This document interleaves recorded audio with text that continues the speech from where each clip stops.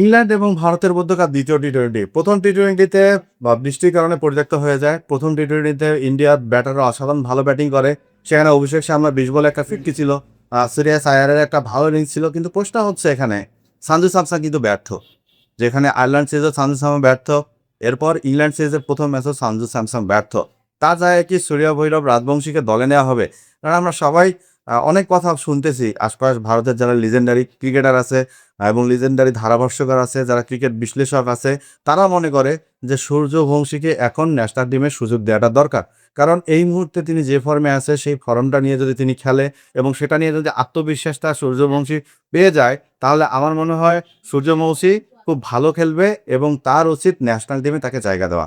সব মিলায় সূর্যবংশী কি দলে জায়গা পাবে? এই প্রশ্নের উত্তরে ভারতের যিনি বোর্ড পরিচালক আছে কয়েকজন তারা বলছে যে সূর্যবংশীকে একটু অপেক্ষা করতে হবে। যুদ্ধ করেই তাকে জায়গা পেতে হবে। সেই যুদ্ধে যদি জয়ী হয়ে তিনি জায়গা পেয়ে নিজেকে প্রমাণ করতে পারে তাহলে তো ভালো। কারণ এখানে অনেক এস্টাবলিশ ক্রিকেটার আছে আমাদের যারা বিশ্বকাপ জয়ী ক্রিকেটার, তাদেরকে তো সহজে ফালায় দেওয়া যাবে না। সব মিলায় সূর্যবংশীকে হয়তোবা আজকের ম্যাচটাতেও একটু অপেক্ষা করতে হতে পারে। আবার যদি কপাল ভালো হয় সেক্ষেত্রে রাহুল দ্রাবিড় যদি চায়, প্রধান কোচ যদি চায়, তাহলে তাকে কিন্তু খেলাতেও পারে। কারণ ইতিমধ্যে রাহুল দ্রাবিড় সূর্যবংশীর সাথে রাজস্থানে অনেক কাজ করে আসছে এবং সূর্যবংশীর সাথে অনেক কথা বলছে। সূর্যবংশীকে রাহুল দ্রাবিড়ও চায় একাদশে জায়গা করে দিতে। কিন্তু বললাম তো এস্টাবলিশ ক্রিকেটাররা যেখানে আছে, স্যামসন যেখানে আছে, যেখানে সিরাজ আয়ারের মতো ক্যাপ্টেন আছে, অভিষেক শর্মার মতো দুর্ধর্ষ লেফট হ্যান্ড ব্যাটসম্যান আছে। So right hand, left hand কম্পিটিশনের জন্য ওপেনিং পেয়ারটাতে সূর্যবংশী জায়গা পাচ্ছে না, এটা নিশ্চিতই বলা যায়।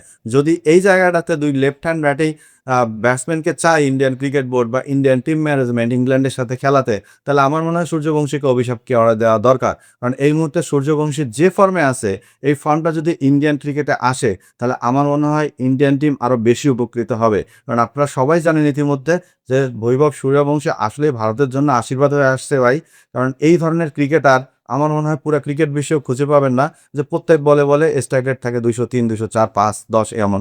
কারণ এই ধরনের ক্রিকেটার আসলে ভাই ২-১ দিনে জন্ম নেয় না, বা আপনারা ছবি এঁকে বা ক্রিকেট হান্ট করে বা জেলায়, জেলায় যদি আপনার নিউজপত্র পত্রিকায় খবর দেন যে ক্রিকেটার কালেক্ট করা হবে, সেখানটায় যদি সূর্য ভৈরব বংশীকে নেওয়া হয়, সূর্য বংশীর মতো কিছু প্লেয়ারকে খোঁজা হয়, তাও খুঁজে পাওয়া যাবে না। ইন্ডিয়ার কপাল ভালো যে তারা এরকম একজন ক্রিকেটারকে পাইছে।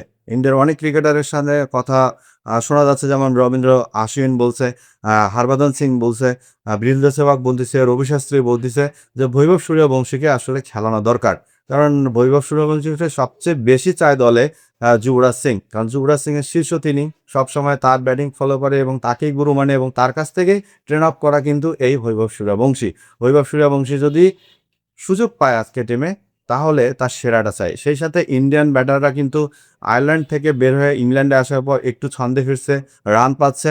সব মিলায় আজকের ম্যাচটা হয়তো ইংল্যান্ডের খাতে যদি ওভারকাস্ট কন্ডিশন না হয়, বৃষ্টি না হয়, তাহলে ইন্ডিয়া ভালো করবে এবং আজকের ম্যাচটা যদি ইন্ডিয়া জিতে যায়, তাহলে আমার মনে হয় ইন্ডিয়া স্বস্তিতে ফিরবে টি-টোয়েন্টিতে।